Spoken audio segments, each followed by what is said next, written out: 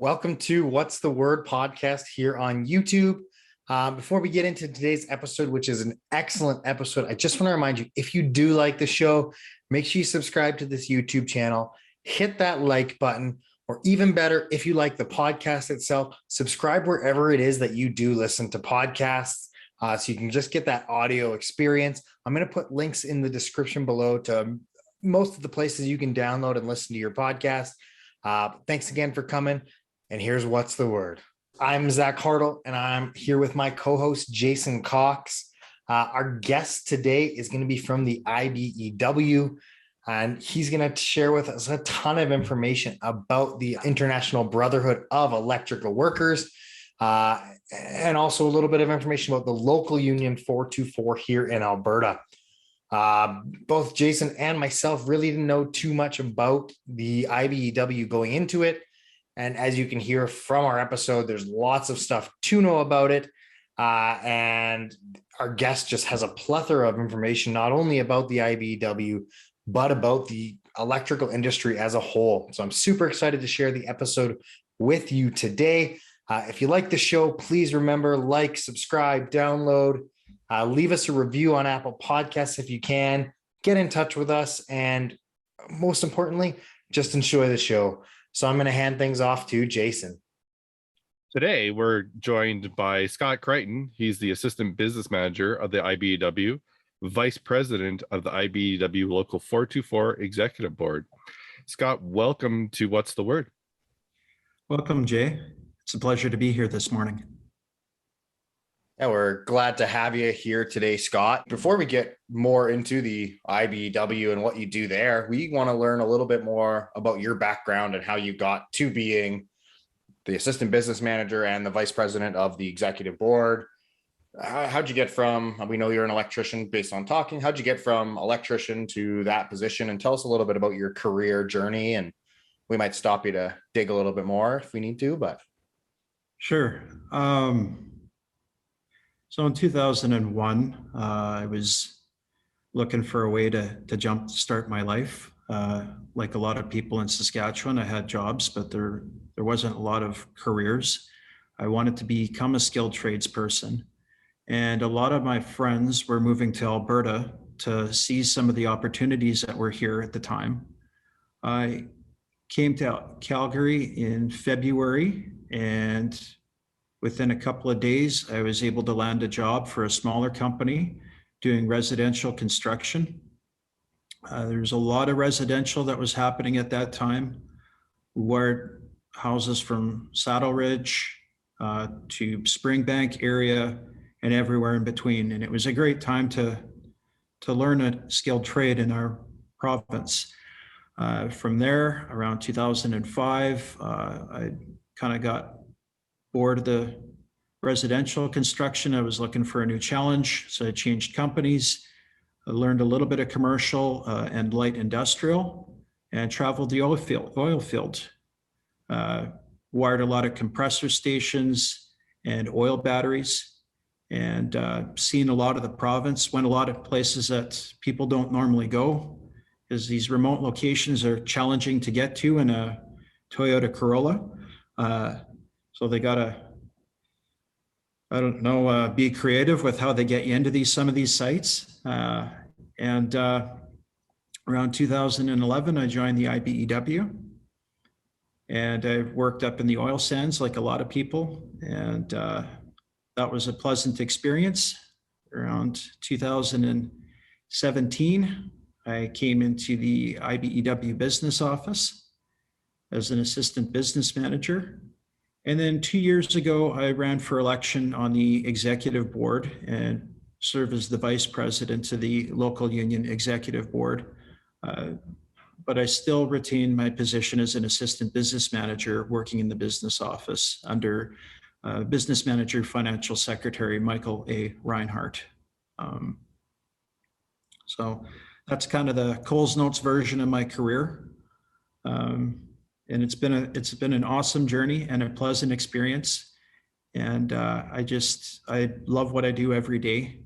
And I think it was, coming to Alberta and becoming an electrician was one of the best decisions I think I've ever made.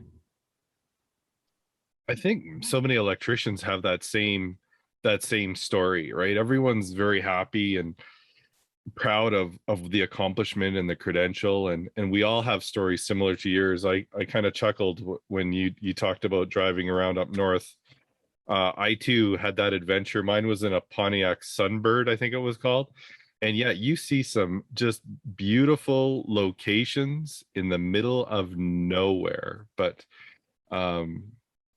yeah, what an adventure, right? To go. I mean, in Calgary now, like the housing never has stopped building, right? They're still building houses everywhere. But yeah, just your story there.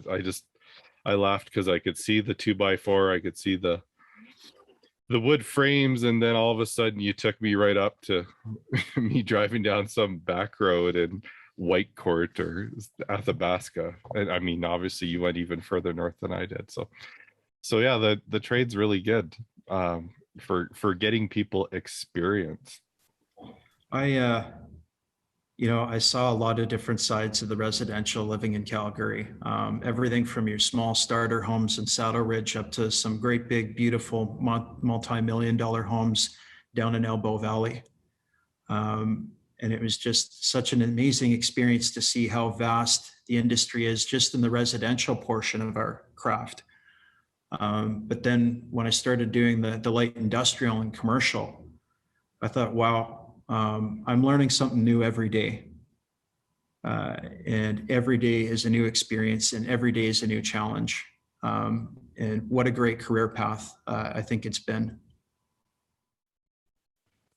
Yeah, I mean, that's the big thing takeaway from your story for me is, yeah, just the variety of things that you got to do. And what is your skill set that led you to be the assistant business manager? What is an assistant business manager at the IBEW do? Like, what's your kind of role entail in that position?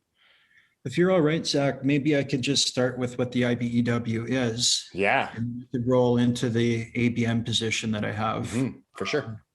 And then we can give people a whole understanding of what the union is and what its function is. So IBEW stands for International Brotherhood of Electrical Workers. We are what you would call a craft union. A craft union is a union that specializes in a particular skill set or trade. Ours obviously being the electrical trade. What we do is we represent electrical workers. 90% of our membership are electricians. The other 10% are everything from ADT security to your sign technicians to your data fiber communication techs, because we found over the years that those people, they want a union and they want representation as well. And we're here to get them a collective agreement and represent them. So we are an international union. We are all across North America, and I guess there's a little small portion of work in Guam. So maybe the Asia Pacific, if you count that, that's kind of stretching a little bit. We're the largest electrical worker union in the world, 700,000 members all across North America and the geographical area that I described. In Canada, we have just under 70,000 members across the entire country.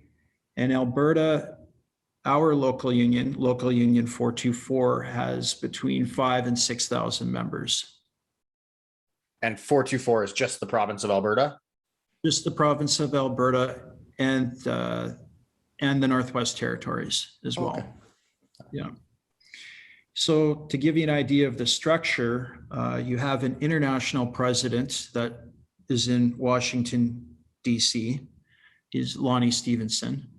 And then under him, you would have an international vice president who's Tom Reed, who's in Mississauga, Ontario. And then for our local union, it's the business manager, financial secretary, Michael A. Reinhardt, who's here in Edmonton. And then under him, you have assistant business managers. We kind of set our organization up that we have contractors that do commercial construction, residential construction, We have also companies that do the data, fiber, and sign technician.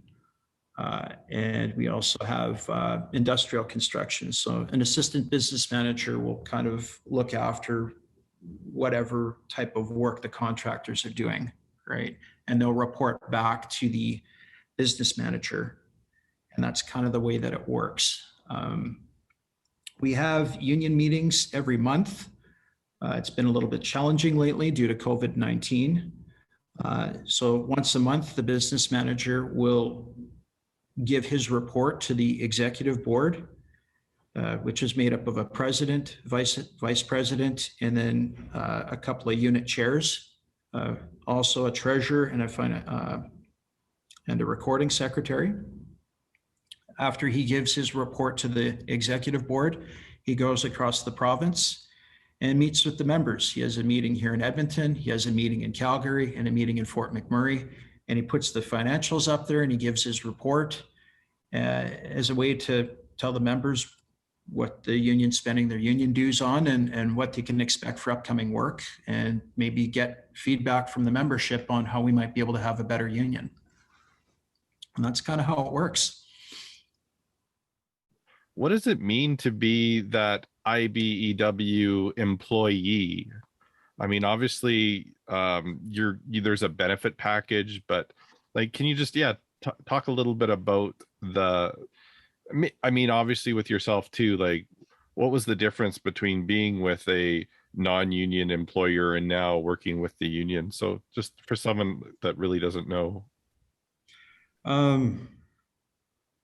Well, working in a union, you're working under a collective agreement, right? Like this is our collective agreement. So every 4 years, we release a bargaining survey to our members and ask them, what do they want for wages? What do they want for working conditions? What do they want for health and welfare? What do they want for pension, right? And then we kind of tally up a list. We call it a bargaining proposal. And on the other side is the Electrical Contractors Association of Alberta, right? They have a union arm and a non-union arm, by the way. So we deal with the union arm, obviously. And they have their demands. And between the two of us, we kind of hammer out a collective agreement. So, being a union member, I have a collective agreement that is the same for all of us. In the open shop world, you're bargaining basically as an individual, right? You're dealing with the employer one-on-one. And in some cases that might work to your benefit. In some cases it might not, right? Because the employer has the freedom to hire you, fire you, cut your wages, increase your wages whenever they want. But when you have a collective agreement in place, both sides, the employer and the union, have to adhere to the terms and conditions of the collective agreement. You ask how it changed my life, Jay. I would say, a couple of different things. It's offered me a defined benefit pension plan. So after 20 years in the local union, I can get, I'm eligible for a pension that's going to pay, anywhere on average from $1,000 every 2 weeks to maybe as much as $2,500 every 2 weeks. It depends how many hours I've worked over the last 20 to 30 years. The other thing, I guess, would be the training, right? The electrical trade is always changing, and we have our own training center that offers skills training that the various polytechnical schools don't offer, right? The polytechnical schools across the province, SAIT, NAIT, other schools, they offer, your curriculum that you need to become an electrician, and then a few other courses on top of that. We talk to our contractors every 3 weeks, and we talk to our membership and go, what do you guys need? Do you want pipe bending? Do you want solar? Do you want motor controllers? What courses would you guys need to increase your skill set and make you be a better electrician? And that's one of the things that I felt helped me. I went and talked to the training director. I talked to him about what some of my strengths were, what some of my weaknesses were. And they put together some courses that they felt were needed to help increase my skill set and making me a better electrician. So a little bit of a long answer. Sorry about that, but that's kind of what it's done to help me with my career and some of the benefits I've found being in the union.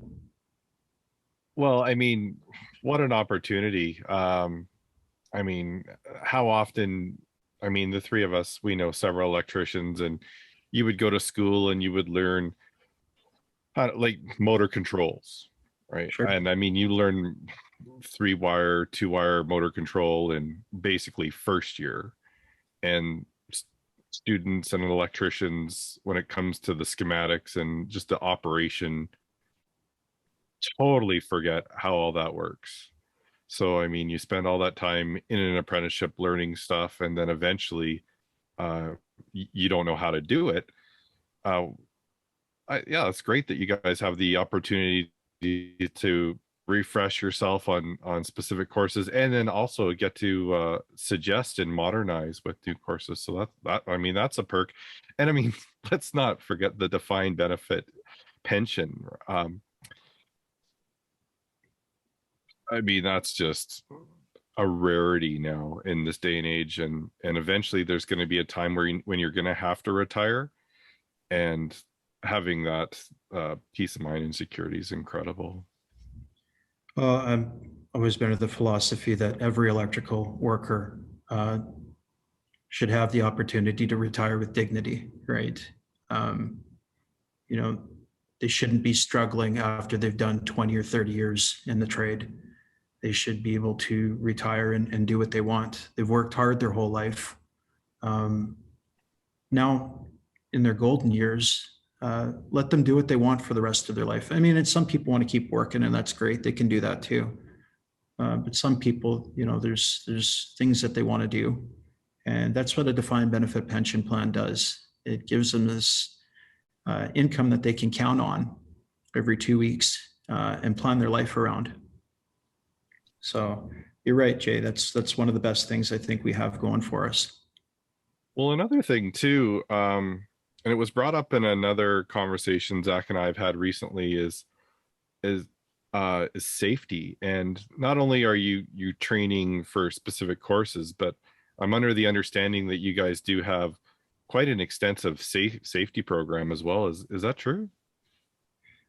Yeah, we a lot of the safety training that we do is through the training center, but also some of the oil sands facilities are pushing safety as a prerequisite before you go and get onto their site. So what we do is we try to get that training put into place ahead of time. And what we found is, as we were doing this training through the training center, the commercial contractors and some of the other guys thought, well, this might not be a bad idea for us to start offering or requiring that our employees do this training as well. A good example is for LRT construction. You know, we have this arc flash awareness training that we offer for the larger oil sands sites and facilities. But as the line was becoming energized on the Valley Line LRT here, we thought this is a good opportunity for some of the people doing LRT construction to take the arc flash awareness training, right? And let them know about some of the hazards that they're going to be encountering as these lines become energized and turned over to EPCOR. Well, that's, I mean, one of the things with safety and with education is sometimes it's not no one's fault. They just simply don't know. And I mean, your timeline in the trade and mine for sure, maybe Zach's, like arc flash is something that is a newer topic to us. Like, it didn't exist when I was on tools. We just isolated equipment, and we're trying not to make an electrical connection. We had no idea about the potential hazards from an arc flash incident. But it sounds like that's something that your membership would hear about through the communications. Is, I mean, there'd be some some bulletins going out there. This is information that maybe a smaller company might, I mean, they might just simply not know of these hazards. Yeah, every 3 months or so, we meet with our contractors and we have a meeting, right?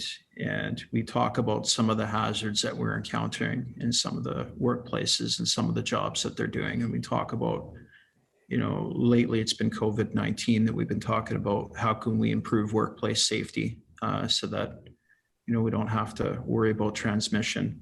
Arc flash is a topic that's come up, right? Due to a lot of the LRT construction that's been happening lately.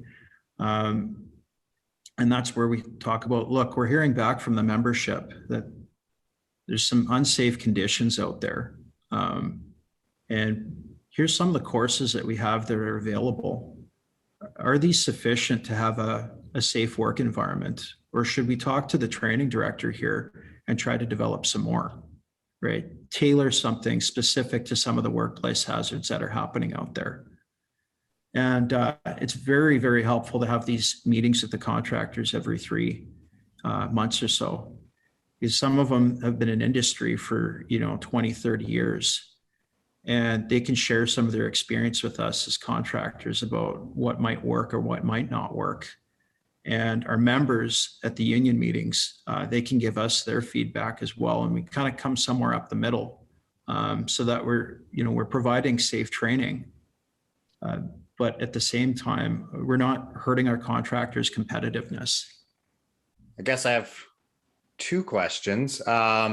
So going back a little bit to the structure of the IBEW, Sure. the contractors work directly with the IBEW, and they would basically agree to hire all IBEW members as their workforce. Is that kind of how that structure works? Or are the members working for the IBEW, or are they working for the contractor? That's a really good question. Okay, so say somebody like myself wants to, let's just talk about my experience. I walked in the front door and I said, I want to join the IBEW. I want to be a union member. Filled out an application. There was jobs available on the job line. So I pulled a slip and went to work up in the oil sands, and that was a great experience, right? So that's basically the way that it works, right? If you want to join the IBEW, you walk in the front door, you fill out an application. You're what you call a permit for the first 3 months. Then after that, you get sworn in, and then you're a full member. Now, on the contractor side, as a contractor, you're required to hire through the local union hiring hall. What that means is you have to, say you picked up a job like, I don't know, a shopping mall, and you need 10 electricians, right? Because you got 10 guys working for you, but you need 10 more. Now you talk to the dispatch department and you go, look, I need 10 guys. Journey person with, recent commercial experience.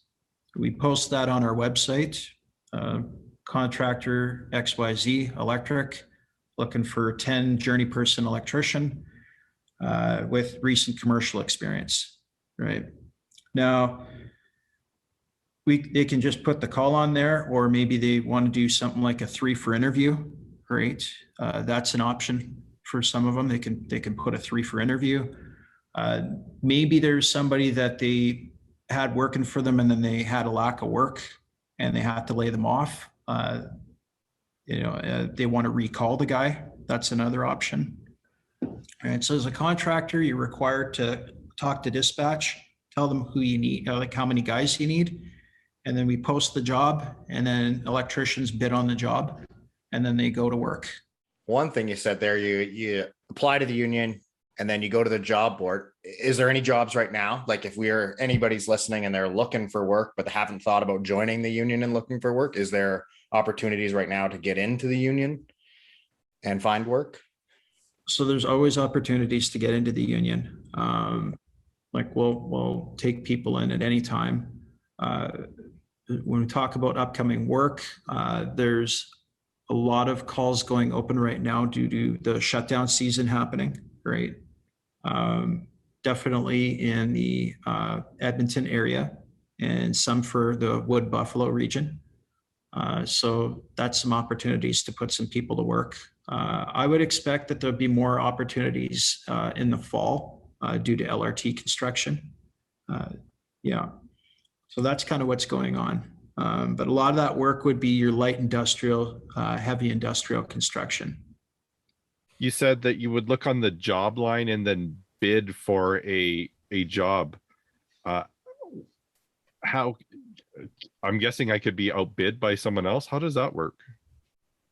So you come in, you join the union, you get something called an out of work number, right?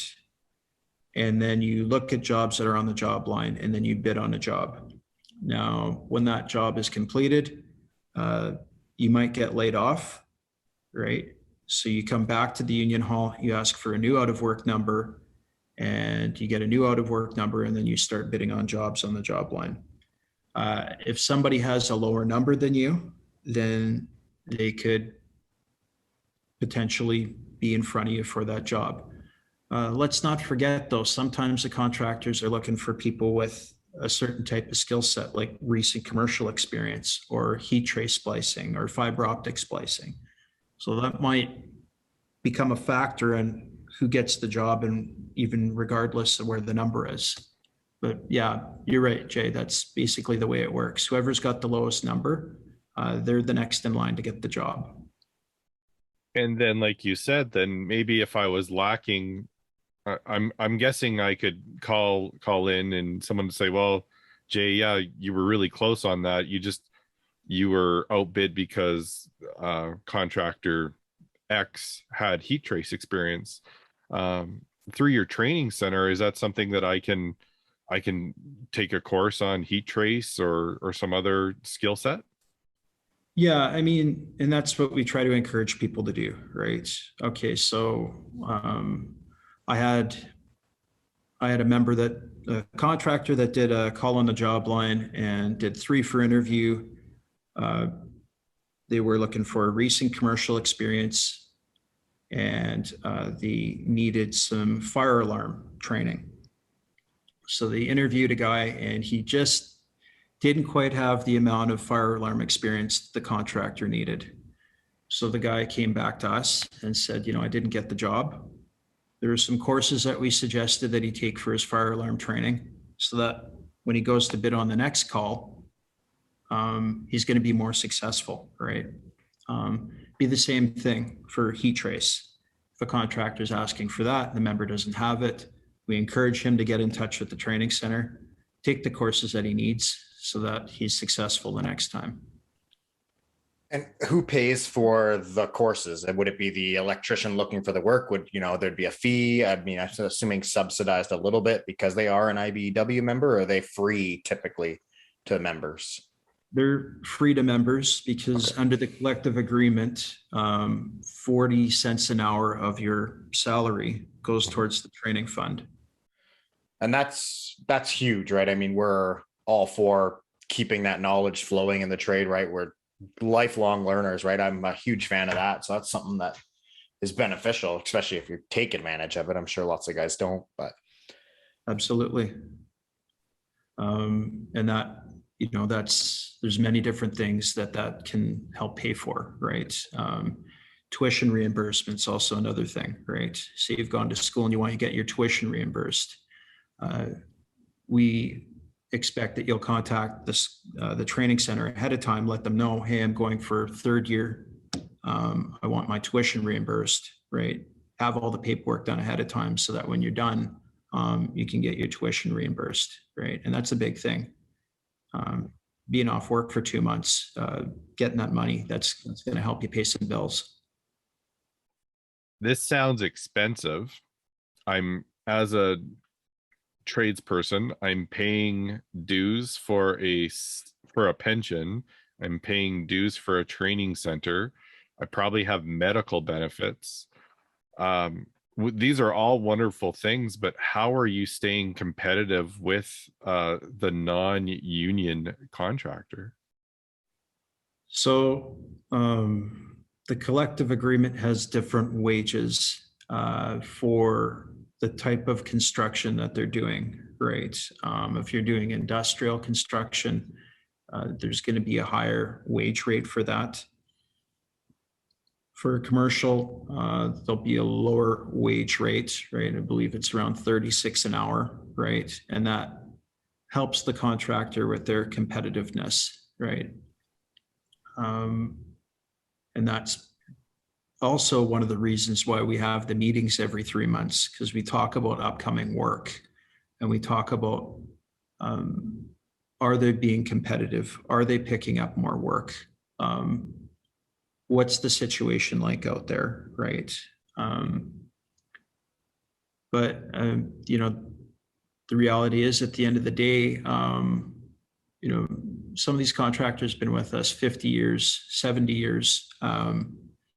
If we didn't work with them to find some way to have them be competitive, they wouldn't be in business anymore, right? I think it's just having that open dialogue with the contractors and letting the, you know, hearing what their concerns are, but at the same time, making sure that the people working for them are getting a living wage, right? Having enough money put in their pocket that they can make their mortgage payment and look after their family, and finding that balance between the two, right? Yeah, and I mean, I 100% do not want to, like, I want to make sure that I'm not sitting here downplaying the union as being too expensive. That's actually to the contrary. One thing when you're dealing, obviously, if you're dealing with a union contractor, everyone is certified, everyone is pulling permits, everyone is, there's no shortcuts, right? I mean, that's right now there's many people out there that are working and not following the rules, and they're undercutting both union and non-union contractors, and I mean, it's not good for our industry. No, it's not. And you know, we've had some conversations with all levels of government when we talk about procurement, right? When we talk about building a school or a hospital or a rec center, you know, various buildings that are in our communities using taxpayers' money. What are you doing to ensure that the contractor doing the work has two things? They have the experience and the wherewithal to be able to build this project, get it done on time and under budget, and meet the requirements of the Canadian Electrical Code. But also the people that are working for that company are qualified, skilled tradespeople. One of the programs that the ECA has is the PEC program, Professional Electrical Contractor. I've been pushing for years now to say, if this is a government project and it's going out for tender, why not make it a requirement that the contractor be a member of the ECAA and be a PEC contractor, right? As we know, the PEC has its own peer review committee. So if a contractor does poor work, all the owner has to do is file a complaint with the ECAA, and the ECAA will do an investigation, and maybe that contractor will no longer be eligible to be a member of the PEC program, right? So these are things we can do when we talk about procurement to make sure that the contractors, union and non-union, are doing good work, but also paying workers a good wage and making sure the people doing the work are qualified.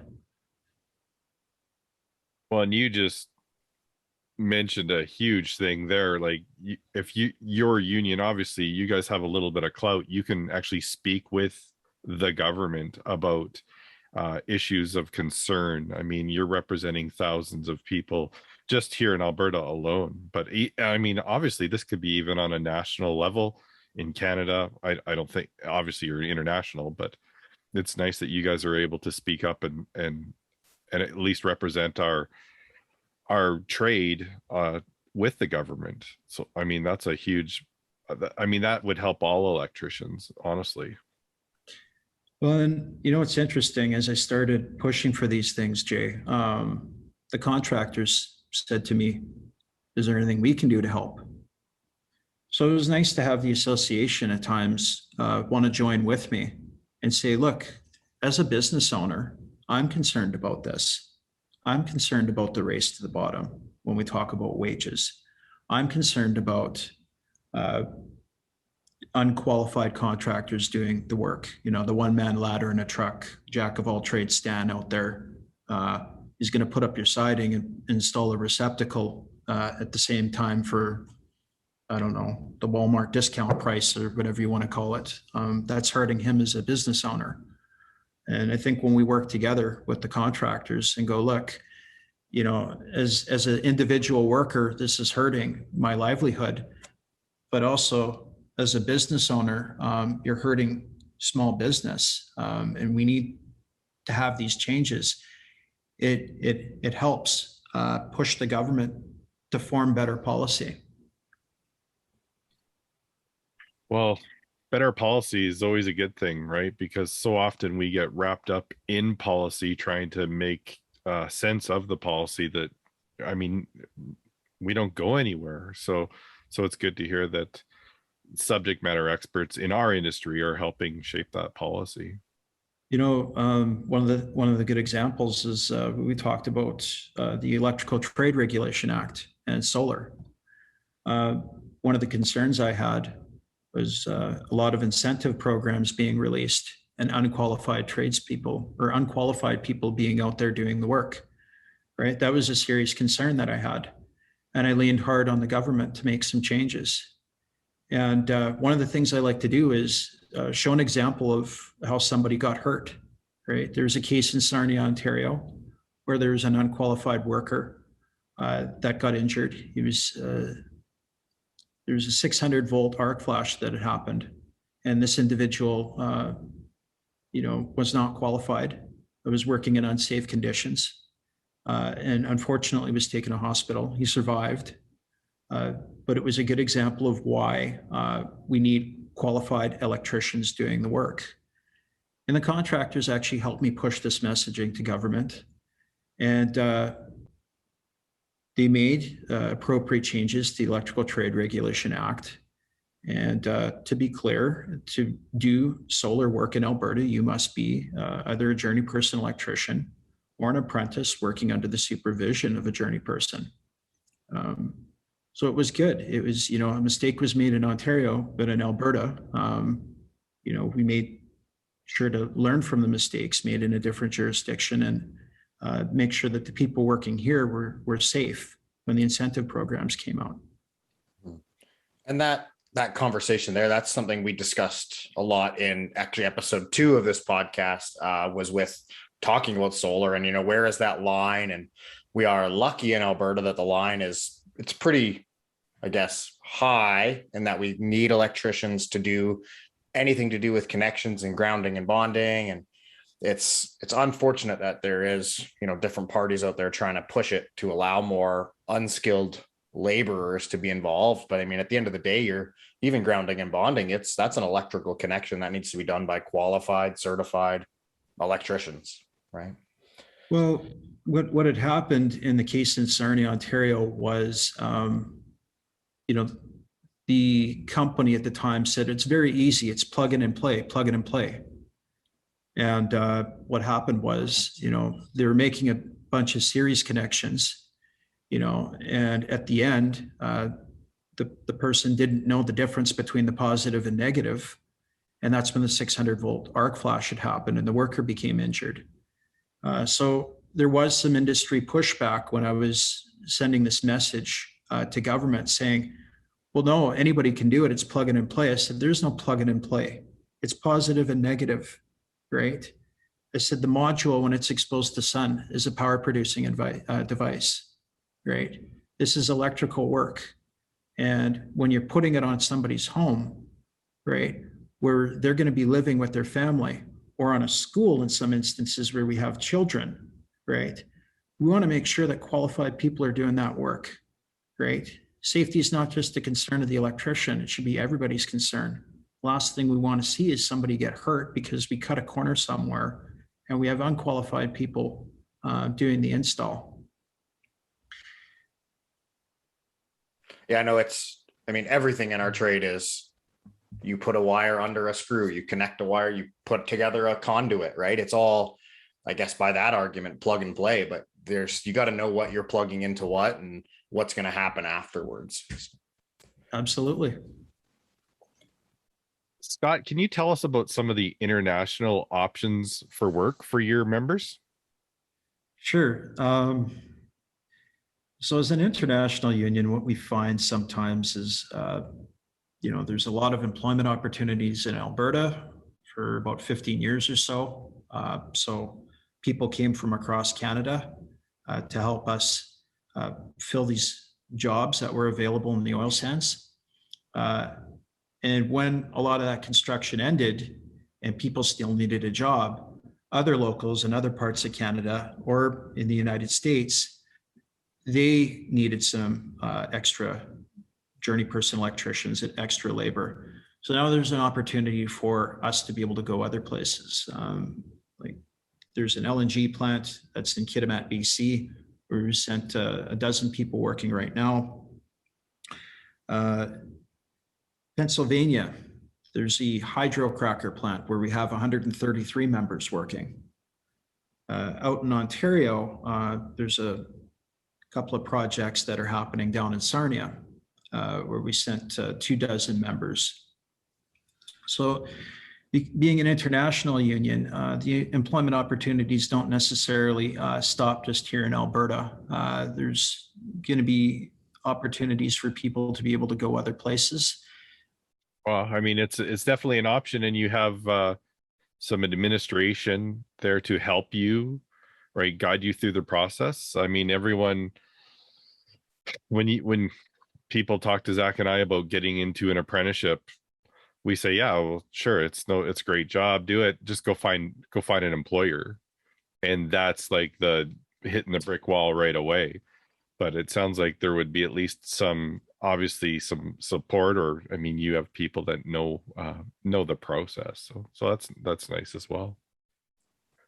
Obviously, Scott, in the in electrical industry is not alone in this, but in every industry, we're seeing this big transition from carbon-based energy into these renewable energies. And what is the, I guess, position of the union on that? I mean, obviously, you've been heavily into oil and gas here in Alberta, but you already mentioned in this show about solar energy. What's the position on the IBEW on that transition? Well, I don't think that solar and wind are going to save us as electricians. Oil sands construction, when we talk about IBEW 424, it's created a lot of employment opportunities and a lot of wealth for the union and for our members. And we're grateful for everything that's come along with that. But as we move towards the future and we see less and less oil sands facilities being built, I'm guessing that our industry in Alberta is probably going to move more towards the small modular reactors that have been a lot of people have been talking about. I could see more of those getting built and putting a lot more people to work. Energy storage projects like the Canyon Creek Energy Storage Project being built out in Hinton by Turning Point Generation. TransAlta's got a proposed energy storage project that's being built. I think it's something related to Brazeau Dam. I can't remember the exact name. And hydrogen. Air Products is building a $2 billion hydrogen production facility. So when we talk about industrial construction and putting people to work, I see more of that, the small modular reactor, the hydrogen energy storage projects. Let's not forget a few weeks ago, I believe it was the Alberta Energy, Jay, you're going to have to help me with the acronym. I always get it wrong, but Alberta Energy System Operator? The ISO, Alberta Electric System Operator. Right. They had they had a level 2 alert across the province, right? And the reason being, with all the smoke that was happening, solar wasn't producing, the amount of power that they were hoping it would, right? and neither was wind at the time. Yeah, and at the same time, we were 37 degrees here. Everyone's running air conditioners and Exactly. So, you can only put so much solar up before that's it. There's nowhere else to put solar. So we need energy storage projects to be able to store that power and release it back into the grid, right? At whatever time it's needed. And that's where these energy storage projects are going to come into play. And they're going to put a lot of people to work. And they are renewable energy projects. If you go to the Turning Point Generation website, they do a very good presentation on how it all works. It's new technology. And I believe that's where the industry is headed. I think that's the conversation we need to have, not with electricians, but with Canadians. We can't just turn our backs on carbon energy. We're going to need it as we transition into other types of energy. And yeah, just like you're saying, solar energy is great, but it's only good for 12 hours of the day. Less than that. I mean, as fall comes, we need to start investing in some way to capture this energy and be able to use it when we need to use it. and the big word there being diversification, right? Just getting a little bit of eggs in a bunch of little baskets to help us meet our power needs. And, especially as EVs become more popular and the demand on the grid is going to increase without question. So, and let's not forget about the hydrogen either. Air Products, back in 2015, I was working on a large project out at Scotford that Air Products was building. They're the company that's going to be building this hydrogen plant, right? It's industrial work. It's good paying work. It's going to be good paying jobs, which is what we need. When we talk about doing any type of transition of the workforce, we got to make sure that wages and working conditions aren't left behind, right?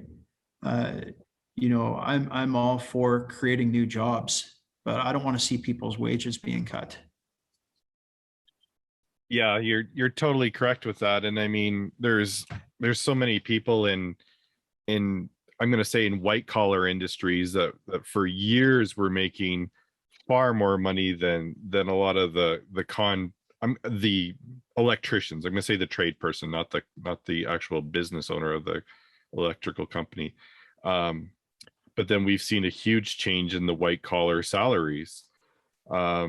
It's easy for them to pop back up again when the economy changes, but it sure takes a long time to get the journeyman, journey person rates back up. It's important that we have to have, like you were saying earlier, we have to have fair, reasonable salaries for all of our workers. I mean, one of the things that I've been pushing for is to have something similar to what they have in Manitoba, where it's a construction industry wages act, right?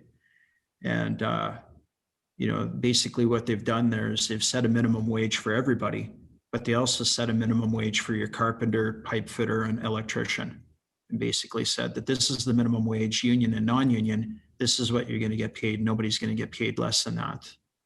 And at one point in time, the government was looking at possibly repealing it, and industry and the unions came together and said, don't do that, because it'll start a race to the bottom. And if you do a race to the bottom, then we're going to have a skilled labor shortage. We want a minimum wage for electricians and pipe fitters and carpenters, right? So that race to the bottom doesn't happen, right? Well, I mean, it's a really big topic, and I mean, just thinking about it, and with this race to the bottom, and if we do lose those skilled trades, eventually government intervenes, and then that means they have to incentivize people to get into the trades. They're going to spend all that money later on. So I mean, there's a lot of moving pieces here. Yeah, absolutely. As a labor union, we don't get behind one political party. We support good policy, and we like to push for things like a Fair Wages Act, right? We had that federally, right? It basically said union or non-union, this is the wage that you're going to be paying the workers federally when this passport office or RCMP station goes out for tender. This is what everybody's going to get paid, and not a dime less, right? So the non-union contractors can bid on it, but they got to pay, the same wages that the union guys are that bid on the job. And let's stop that race to the bottom, right? Let's make sure that everybody doing the work is getting paid a good, respectable wage. Yeah, I really like this race to the bottom term you're using, because I'm very concerned about it.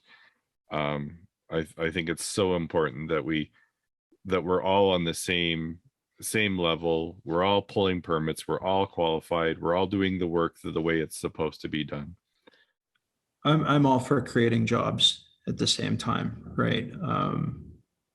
We like to push for large projects to be created.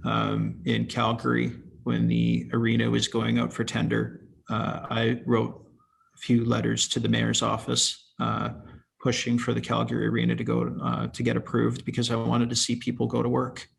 The Canada Pucks plant, where they're basically going to take bitumen and they're going to form these pucks that are going to be used for different purposes. I wrote a letter to the government and pushed for and lobbied for incentives to build these plants here in Alberta with a new type of technology, because I thought it would put Albertans to work. The Teck Resources, they were going to build a $20 billion oil sands mine in northern Alberta. Not only did I write letters to government, I testified at the hearing. And so did the iron worker and the carpenter and the boilermaker. We all showed up there to basically say that we want these jobs. We want to put Albertans to work, right? So I think it's very interesting and timely right now that you mentioned that the union doesn't support one political party. Zach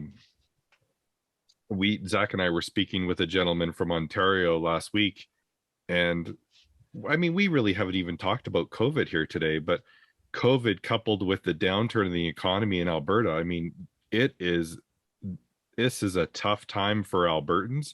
This is a tough time for electricians.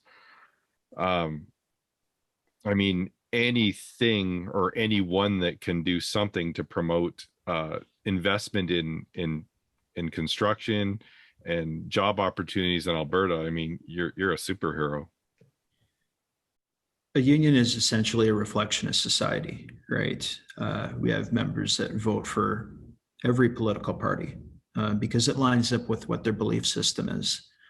So as a labor union, it's our responsibility to represent all of them, right? So how do we do that? We support good policies like fair wages, good working conditions, right?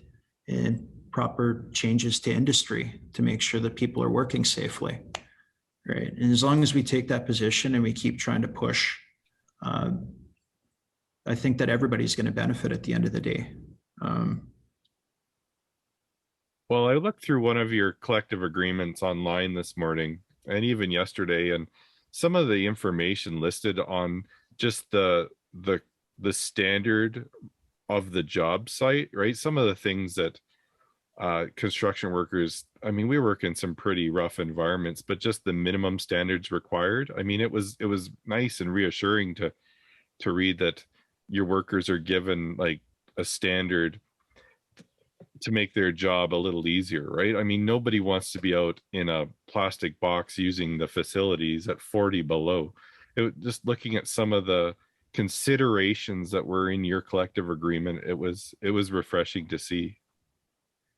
Well, we try to drive changes in industry that way, right? So if we get the changes in the collective agreement, hopefully it's not long before the open shop starts to follow in behind, right?